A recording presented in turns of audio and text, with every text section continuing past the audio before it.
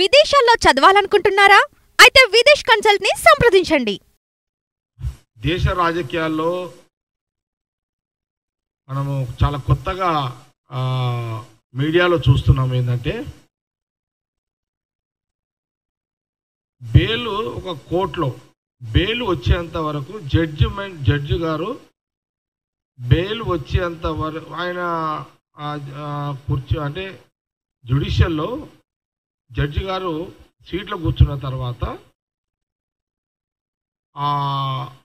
Bail petitions ఏమైనా ఉంటే judge గారు జడ్జిమెంట్ ఇచ్చే ముందు ఆ నోట్లో నుంచి ఏ పదాలు వస్తాయో అప్పుడే మనకు స్పష్టత ఏమొస్తుందంటే బెయిల్ ఇచ్చాము, బెయిల్ ఇవ్వలేము. ఇది జడ్జి గారి యొక్క నోటి మాట నుంచి వచ్చిన తర్వాతనే అక్కడున్న అడ్వకేట్లకు కానీ అక్కడున్న వ్యవస్థకు తెలుస్తుంది. ఇక్కడ విచిత్రం ఏంటంటే కవిత బెయిల్ జడ్జి గారు చెప్పకముందే 3-4 రోజుల కిందనే మరి కవితకు బెయిల్ వస్తుందని టిఆర్ఎస్ సోషల్ మీడియాలో ప్రచారము, కేటీఆర్ 2 రోజుల ముందే ఢిల్లీకి వెళ్ళి కవిత బెయిల్ రాగానే ఒక రాజకీయ వాతావరణాన్ని సృష్టించుకొని ఆమెకు స్వాగతం పలికి ఒక కార్యాచరణ. దీన్ని చూస్తుంటే మనకేమనిపిస్తుంది, అసలు ఏ ఛానల్ ఏ మీడియా వాళ్ళు ఆఫ్ ది రికార్డులు ఏం చెప్తున్నారంటే నేను 3-4 రోజులు చూస్తున్నా బెయిల్ వచ్చేస్తుంది అయిపోయినట్టే, బెయిల్ వస్తుంది అయిపోయినట్టే అని ఇక్కడ రిపోర్టర్లు చెప్తున్నారు. తెలంగాణ గడ్డ మీద రిపోర్టర్లు చెప్తున్నారు. అంతా జడ్జి చెప్పాల్సిన జడ్జిమెంట్ని ఈడ అడ్వకేట్ ఈడ రిపోర్టర్లే చెప్పేస్తున్నారు. ఈడ వాళ్ళు బీఆర్ఎస్ రిపోర్టర్లే చెప్పేస్తున్నారు. ఇది విచిత్రమైన సంఘటన. జ్యుడిషియల్లో బెయిల్ జడ్జి గారు చెప్పకముందే బీఆర్ఎస్ రిపోర్టర్లు సోషల్ మీడియాలో వైరల్ ఏర్పాట్లు హంగామా. ఈ 5 నెలలు ఆమె జైల్లో ఉన్నదానికి ఆమెను కొంత బాగా ఎక్స్పోజ్ చేసి కొంత దాన్ని క్రెడిట్ రాజకీయంగా బెనిఫిట్ తీసుకోవాలని ఒక డయాగ్రాము ఒక డిజైను. ఇది విచిత్రమైన. జడ్జి గారు చెప్పకముందే టిఆర్ఎస్ రిపోర్టర్లు జడ్జిమెంట్ ఇచ్చేసారు. జడ్జి గారు చెప్పకముందే కేటీఆర్ గారు ఆల్రెడీ లీక్ ఇచ్చేసిండు. జడ్జిమెంట్ రాకముందే కేసీఆర్ గారు ఆల్రెడీ డిజైన్ తయారు చేసిండు. ఇప్పుడు అంటే బీజేపీ ప్రభుత్వము బీఆర్ఎస్ పార్టీకి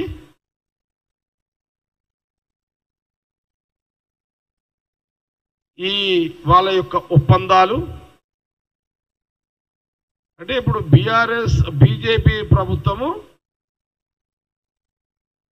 జడ్జి ఇవ్వకముందే కేసీఆర్కి కేటీఆర్కి హరీష్ రావుకి బెయిల్ వచ్చేస్తుంది ఫలానా రోజు అని వారు చెప్పడము, దాని తగ్గట్టుగానే జ్యుడిషియల్ జడ్జిలు బెయిల్ ఇవ్వడము, వీళ్ళు మొదలే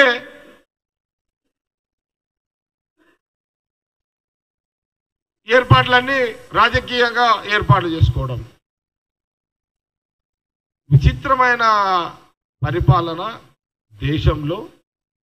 అంటే దీనికి కారణం ఏందయ్యా అంటే బీజేపీ ప్రభుత్వానికి బీజేపీ పార్టీకి తెలంగాణలో కాంగ్రెస్ పార్టీ అధికారం రాకముందు అధికారం వచ్చే పరిస్థితులను గమనించి అధికారం వచ్చిన తర్వాత వాళ్ళ ఆలోచన ఏంటంటే ఇక్కడ బీఆర్ఎస్ బీజేపీ కలిసిపోయే ఒక ప్రక్రియలో భాగమే ఆ లిక్కర్ స్కీమ్ని బయటికి తీసిరు. వీళ్ళు ఈ లిక్కర్ స్కీమ్ని అడ్డం పెట్టుకొని కవితని, ఆయన డిప్యూటీ సీఎం సిసోడియా ఆయనని, కేజ్రీవాల్ని 15 నెలల తర్వాత రిలీజ్ చేశారు. ఎందుకంటే తప్పని పరిస్థితి వచ్చేసింది. ఇక ఎవరు కేజ్రీవాల్ కాదు, సిసోడియాని. కేజ్రీవాల్ని కూడా అట్లనే పెండింగ్ పెట్టుకున్నారు. ఇక కేసీఆర్కి, మోడీ గారికి, బీజేపీకి, కేటీఆర్కి ఒప్పందమైనట్టుగా చాలా స్పష్టంగా కనబడుతుంది. ఇప్పుడు బీజేపీ యొక్క వ్యూహం ఏంటంటే, తెలంగాణలో కాంగ్రెస్ అధికారంలో ఉంది.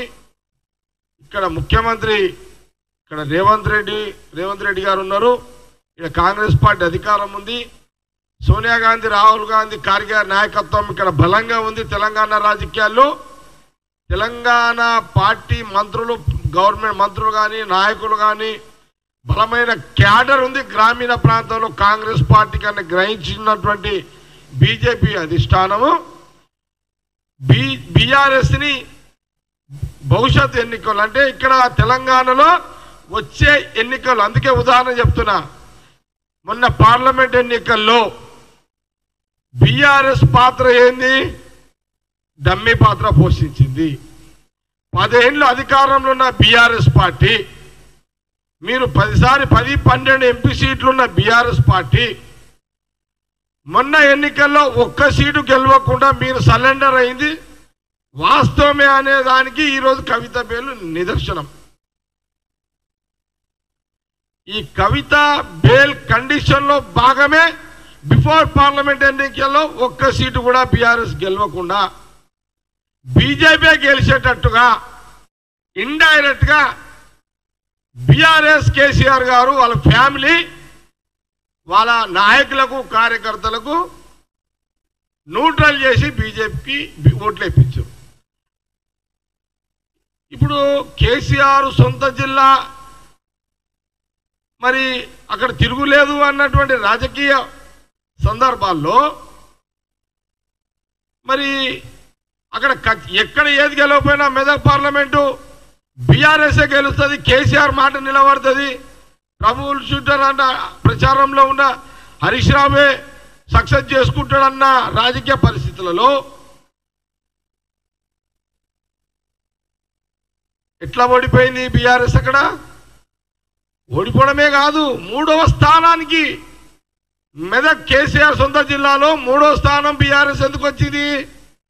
కవిత బేలు ప్రక్రియలో భాగమే సొంత పార్లమెంటు వదులుకున్నాడు అనే ఒక రాజకీయ పరిస్థితి.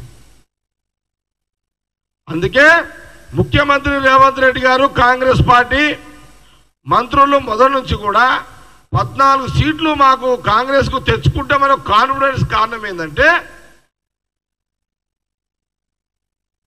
ఆ 2 పార్టీలు దూరం ఉన్నాయి కదా అనుకున్నాం, కానీ అంతర్గతంగా లోపల ఒప్పందాల, చీకటి ఒప్పందాల ప్రక్రియ భాగంలోనే ఒక ఎంపీ బీఆర్ఎస్ గెలవకుండా బీజేపీకి సహకరించింది. అందుకే తెలంగాణ ప్రాంతంలో పార్లమెంట్ ఎన్నికల్లో మాకు 4-5-6 తగ్గినాయి, బీజేపీకి 8 వచ్చినాయి. ఇది నిజం, ఇది వాస్తవం, ఇది రాజకీయ విమర్శ కాదు. అసలు కవిత బేల్ వస్తుందని 4 రోజుల నుంచి తెలంగాణ ప్రాంతంలో ప్రచారం ఏంటి? కవిత బేల్ వచ్చేసింది అని ప్రిపేర్ కావడం ఏంది కేటీఆర్? అంటే ఇక్కడ కాంగ్రెస్ రాజకీయంగా భవిష్యత్ ఎన్నికల్లో బలహీనపరిచే ప్రక్రియలో భాగమే, చీకటి ఒప్పందుల భాగమే BJP, BRS, Modi, KCR family అందరూ కూడా. రేపు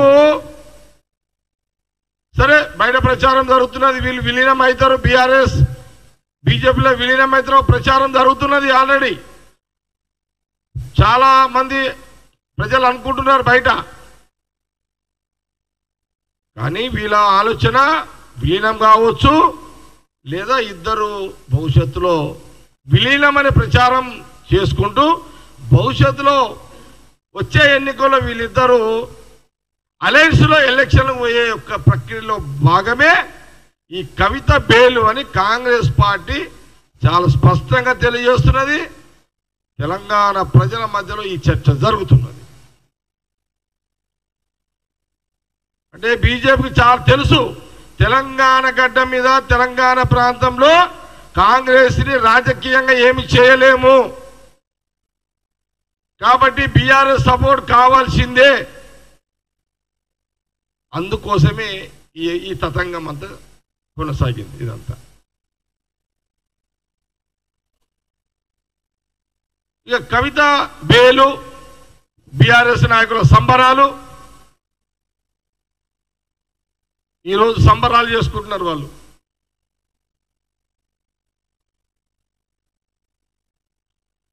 ఆ సంబరాలకు సంబంధించిన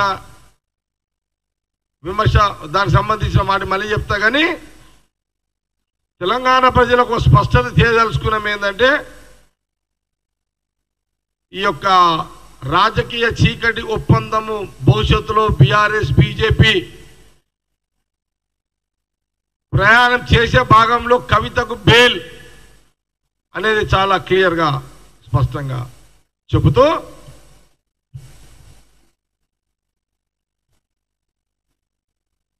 కవితకు బెయిల్ రావడం ఖచ్చితంగా బీఆర్ఎస్ బీజేపీ చీకటి రాజకీయ ఒప్పందంలో భాగమే. ఢిల్లీ లిక్కర్ కేసులో కేజ్రీవాల్, సిసోడియాలకు బెయిల్ ఇవ్వడానికి నిరాకరించిన కోర్టులు కవితకు 5 నెలల బెయిల్ ఇచ్చాయి. దీని వెనుక ఏమి మతలబు ఉంది? ఇదే కేసులో ఢిల్లీ మంత్రి సిసోడియాకు 2 ఏళ్లకు బెయిల్ ఇచ్చింది. అంటే చూడండి, ఢిల్లీ ముఖ్యమంత్రి కేజ్రీవాల్ ఇంకా బెయిల్ ఎందుకు ఇవ్వలేదు?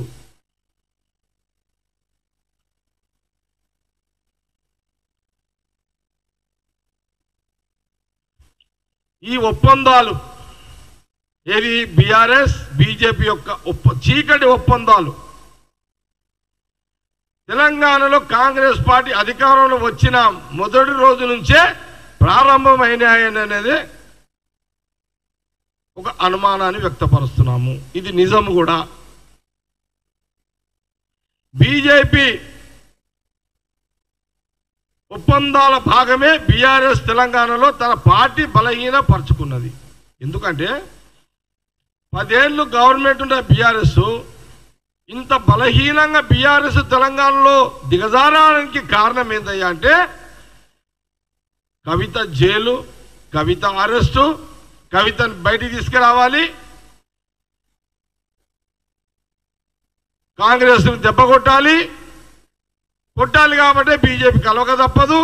ఇటు బిడ్డ కోసము, అటు రాజకీయ ఉనికి కోసము కాంగ్రెస్ డైరెక్ట్గా కొట్లాడే సత్తా ఇప్పుడు కేసీఆర్ లేకపోవడము, ఇవన్నీ కారణాలలో భాగమే ఈ యొక్క కవిత బెయిలు సంబరాలు.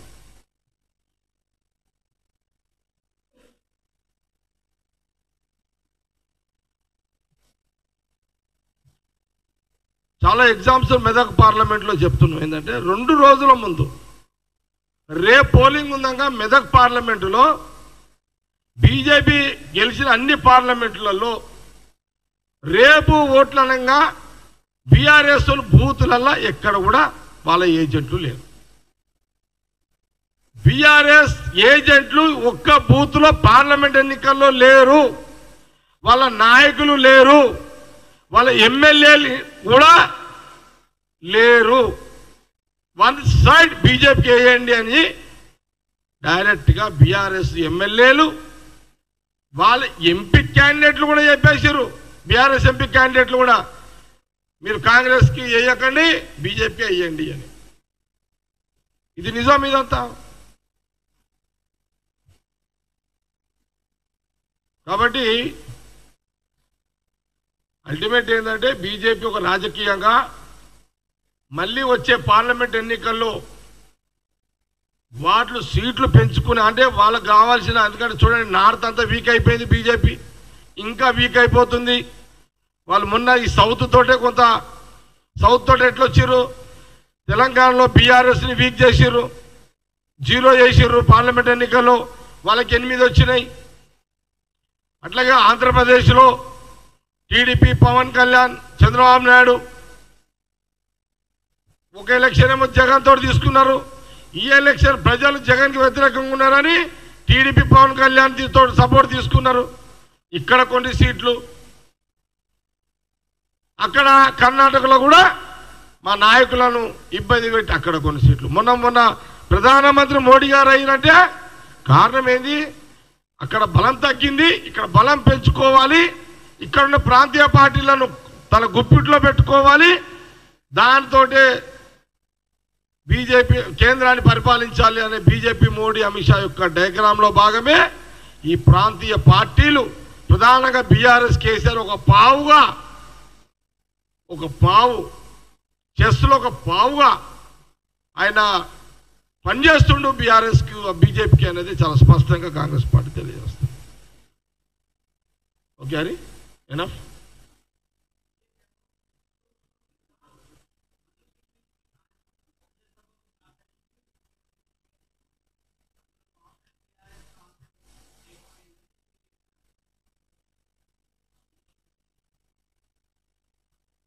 పెద్దది మసలేదు సీను ప్రశ్నల ఎట్లా పంచ్ అందుకే అంటున్నా ఇప్పుడు వద్దు, అది డైవర్ట్ అయితే సీను, అది ఇంకా వేరే ప్రశ్న.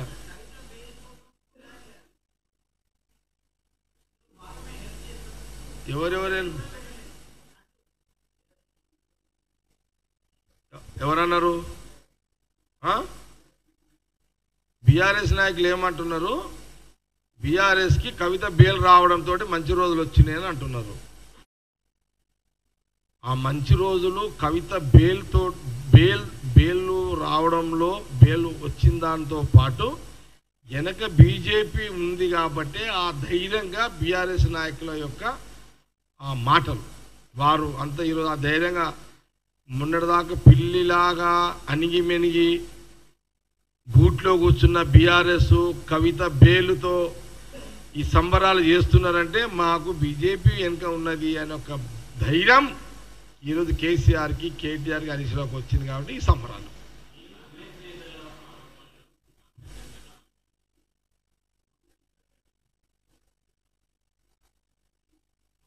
మేమేమన్నాము? మా కామెంట్లు జ్యుడిషియల్ అనలేము. మా కామెంట్లు ఏంటి? జ్యుడిషియల్ జడ్జి గారు చెప్పకముందే బీఆర్ఎస్ మీడియా వాళ్ళు సోషల్ మీడియాలో కవిత బెయిల్ వచ్చిందని 4 రోజుల ముందే చెప్పారు. 2 రోజుల ముందే కవితకు బెయిల్ వచ్చేస్తుంది అని కేటీఆర్ ఢిల్లీలో మకాం వేసి సంబరాల ఏర్పాట్లు చూస్తున్నారు. అసలు జ్యుడిషియల్ వాళ్ళ మీద యాక్షన్ తీసుకోవాలి. ఎవరి మీద? ఆ ఫ్యామిలీ మీద తీసుకోవాలి. మేమేమన్నాం? మేము జ్యుడిషియల్ గౌరవిస్తున్నాము. జ్యుడిషియల్ జడ్జి గారు చెప్పకముందే BRS media KTR Harish Rao KCR bail వచ్చిందని వాళ్ళ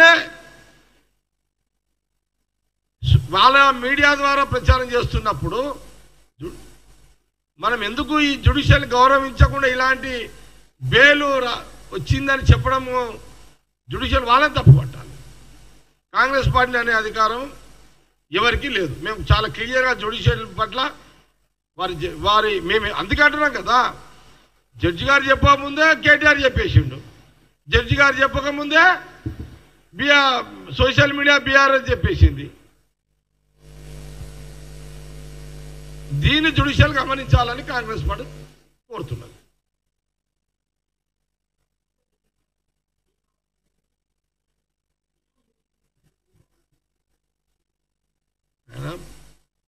బెయిల్ వచ్చినోడు న్యాయం గెలిచింది అంటాడు, బెయిల్ రానోడు న్యాయం గెలవలేదు అంటాడు.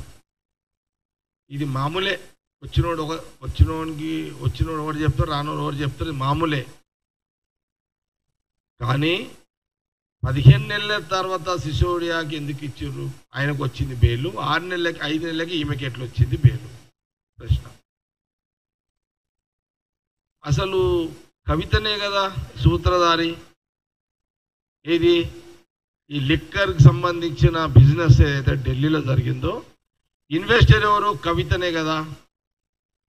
దానికి మినిస్టర్ ఎవరు? సిసోడియానే కదా. సీఎం ఆయన. ఓకే, ఫైల్ ఆయన దగ్గర పోయింది. మరి మొదటి నుంచి కూడా డిపార్ట్మెంట్, ఏటి డిపార్ట్మెంట్ కానీ సిబిఐ కానీ ఏం చెప్తుంది? కవితను వదలకండి, కవితను వదలకండి. కవితను వదిలితే బయట ప్రపంచంలో పోతే ఆమె ఏమంటారు వాళ్ళని ఆధారాలను తారుమారు చేస్తుంది కవిత, వదలకండి అని అనేక సందర్భాల్లో మేము 3-4 నెలల నుంచి మీడియాలో కోర్టులో వాదనలు ఏది ఈడీ పరంగా ఉన్న అడ్వకేట్ వాదించిండు, ఈడీ అడ్వకేట్ వాదించిండు. ఏమని వాదించిండు? కవితనే main main main main main villain Kavitha. Okay, liquor business liquor mafia business king ఎవరు? కవిత. కవితకేమో లిక్కర్ మాఫియా కింగ్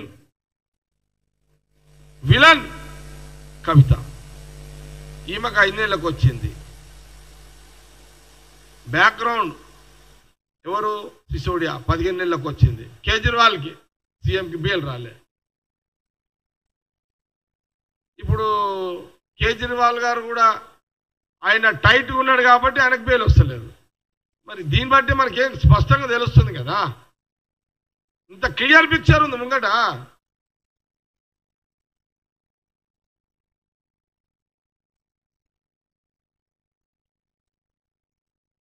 కాబట్టి ఇది డైరెక్షన్ బీజేపీ గవర్నమెంట్, ప్రధానమంత్రి మోడీ గారు అమిత్ షా గారు ఇచ్చిన డైరెక్షన్లో భాగం ఈరోజు బీఆర్ఎస్ కవిత రిలీజ్ సంబరాలు.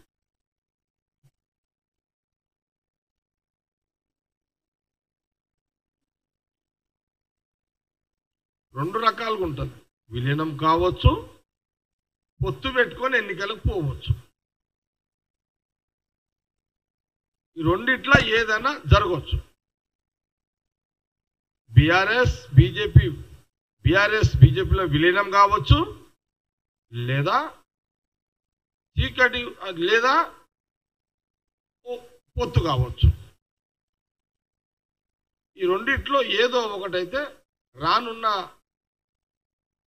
రాజకీయాలు రానున్న ఎన్నికల లోపు ఇది ఏదన్నా ఈ రెండిట్లో ఏదో ఒకటి జరగవచ్చు.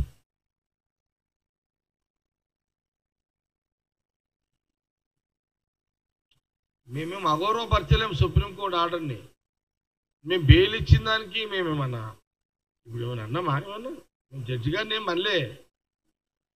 మేమేమంటున్నామంటే జడ్జి గారు చెప్పాల్సిన మాటలు ముందే కేటీఆర్ చెప్పిండు, హరీష్ రావు చెప్పిండు, బీఆర్ఎస్ సోషల్ మీడియా ప్రచారం చేసింది, డప్పులు డోళ్ళు రెడీ చేసుకున్నారు. జడ్జి గారు చెప్పముందే ఇది ఎక్కడ లీకేజు అని ఇది కూడా మేము అనొద్దు. ఇంత డెమోక్రసీ కూడా లేదా దేశంలో? ఇక మాకు ఇక